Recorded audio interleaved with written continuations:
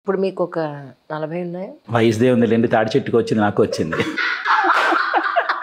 చెప్పకూడదు కొన్ని కదా.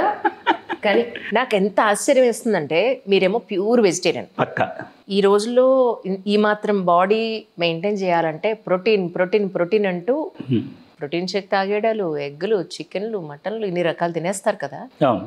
మీరు ఏంటి pure vegetarian, non veg egg కూడా ముట్టని మనిషి, అలాంటిది మరి ప్రోటీన్ లేకుండా మీరు ఎలా ఇంత బాడీని చక్కగా మెయింటైన్ చేస్తున్నారు? ప్రధానంగా ఇంటి ఆహారం.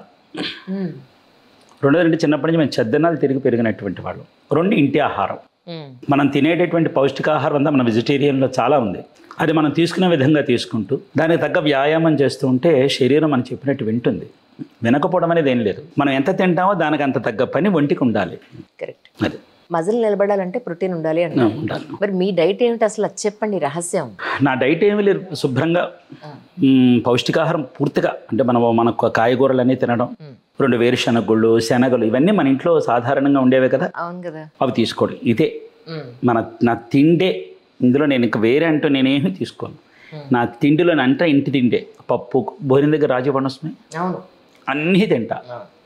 దానికి తగ్గ వ్యాయామం చేస్తా.